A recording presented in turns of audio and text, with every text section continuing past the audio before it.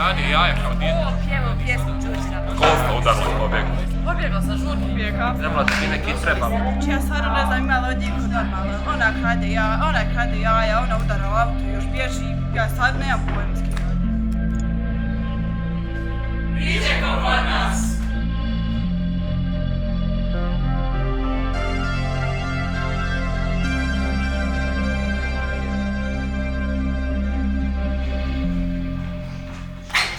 Oj, draga Ines, znači svaki put ostavim salon u istom stanu. Iskreno, bilo me možda malo i strah, jer doći među 10 ljudi, imati neke predrasude sam prema sebi, hoće li biti dobra, hoće li mi se neko rugati, hoće li nešto ovako, onako biti. I na kraju doći u takvu neku opuštenu atmosferu gdje se upoznaš ti 10 ljudi i budeš i danas zajedno s njima u dobrim odnosima, pa je to nevjerovatno maltene. Za mene je ovo iskustvo bilo prevazilaženje straha od nekog javnog nastupa, od većeg javnog nastupa. Mi smo se povezali baš nekako. Pa uopšteno ovo iskustvo mi je značilo nekako spajanje sa još dodatnom grupom ljudi. Značilo mi je to da sam upoznala mnogo ljudi, dosta, znači 10 ljudi iz 10 različitih zajednica Bosne i Hercegovine, 10 mladih, fascinantnih ljudi sa mnogim pričama. Vrlo lijepih uspomena nosimo sa sobom kroz čitav ovaj projekat, to jest izgradnju ovog projekta, ali kroz prolazak svih ovih radionica i rada sa ostalim učesnicima. Ovo iskustvo je bilo neki novi krug ljudi. Teško je naći takve ljude uopšte, a mislim da nije bilo ovog procesa, da smo se možda nekako na drugi način sreli, ne bi baš bilo tako. Ti ljudi toliko insistiraju na tim pitanjima, kad ćeš ti otići? Koje bogatstvo imate one prave istinske prijatelje koji ćete tu biti baš u onoj situaciji kada ste potrebni. Prvi dolazak u Konjic, među raju koju uopšte ne znam, jer prije ovoga ja nisam bio toliko uključen u aktivan život, to je socijalni, i nisam znao uopšte ni na šta ide, ni šta me uopšte očekuje. Do Konjica sam došla na nagovor moje prijateljice. Do Konjica nisam imala nikakvog iskustva sa radionicama. Dakle, Konjic mi je bio prvi put da sam u stvari na radionici. Na Smarti radionici najupečatljivije mi je bilo sam pristup ljudi prema meni. To jest kako su bili otvoreni, htjeli su me saslušati neki moj problem ili nešto dobro podijeliti sa mnom, neka iskustva koja sam čuo, koja su mi na kraju krajeva i danas pomogla u današnjem životu, to jest u životu koji sad živim trenutno. Došla sam na Smarti radionicu, a nakon trećeg dana sam u stvari bila na nekoj glumačkoj radionici. Onda smo radili sa bosansko-hercegovačkim glumcem Muhamedom Hadžovićem. To je bio zajednički projekat koji smo osmislili. Prvo što je bila za mene neviđeno do tad, bilo mi je zanimljivo jer nije bila samo puka teorija da mi sjedimo, slušamo kako nam neko nešto objašnjava i govori kako bi trebalo nešto raditi u životu, nego je se radilo kroz interaktivne igre, maltene. Sam pristup Muhameda nam je tako legao i tako nam je dobro pasao da smo se svi na trenutak zamislili pa mogu bi ja nekad biti glumac u životu, što da ne. Sad ti dala voće?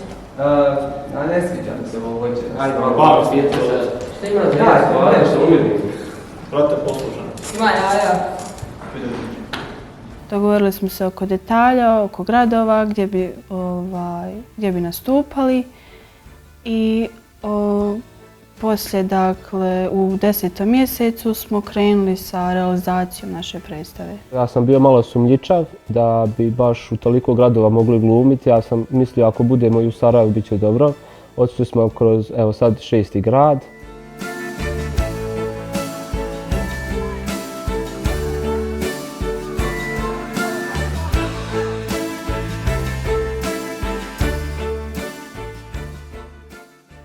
Bilo meni jedan dan dosadno kod kuće, dosadno i gdje ću, šta ću, ja se vrtim po kući, ne mogu skontat.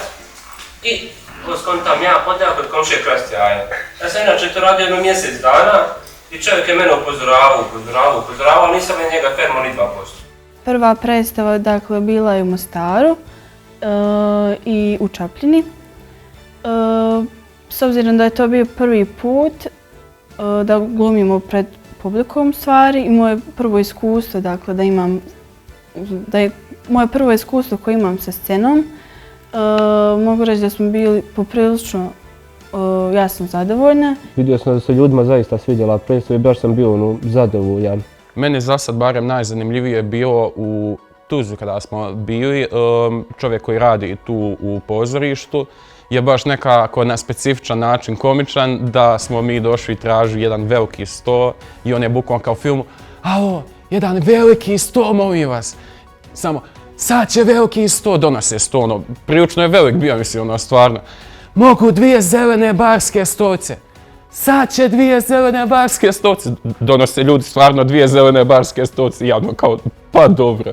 I nekako uopšteno Tuzla kao predstava mi je ostalo nekako baš u sjećanju kao zanimljiva. Nekako sam uz ovu predstavu, uvijek sam imao neku nervozu kako ću, šta ću prije reći i razmišljao sam šta pričam prije nego što pričam i evo sada pričam kako god želim. Nisam glumila onako od osnovne škole, negdje od početka, bukvalno kad sam zadnji put baš mala bila. I tad onako ništa nije bilo bitno ni kako će ispasti, ni ništa, nego onako radiš najbolje što znaš i nemaš u podsvijesti neke momente koje sada imamo. Tako da, nova, stara stvar. Možda mi se najviše dojmilo u Mostaru. Bilo mi je baš neočekivano da će toliko ljudi doći. I kad su se ljudi počeli smijati, baš sam se onda i ja obradovao i bilo mi je gušt raditi tad. Navotala jedan krug kad dumiš. Joj, udari u auto. Koji je bio? Golf. Golf. Bijela, nova sedmica. Joj. Ona, znači, u grebotima volka. I šta ćemo mi uzeti opet pobjegu? Opet pobjegu. Nosimo vrlo lijepe emocije sa nama i nekako koje ostaju nezaboravne. Tako da ja bih čitav ovaj projekat jednom riječju opisala nezaboravno. Pa najviše je dakle nekako prevladavala emotivnost, barem nekako u meni, jer se bližio taj dan kada trebamo svi otići kući, dakle kada se rastajemo sa svim ti ljudima koje sam tu upoznala. Sve sam zadovoljan sam što sam zapravo dio predstave i dio ovog cijelog iskustva. Ostatku ekipe preporučujem da se definitivno treba, mislim, ekipa koja nije nikad imala neki, tako da kažem, dodir sa ovom organizacijom, da definitivno treba dati priliku i sebi i njima, da isto razbije svoje predrasude i da jednostavno da priliku, makar da pokuša.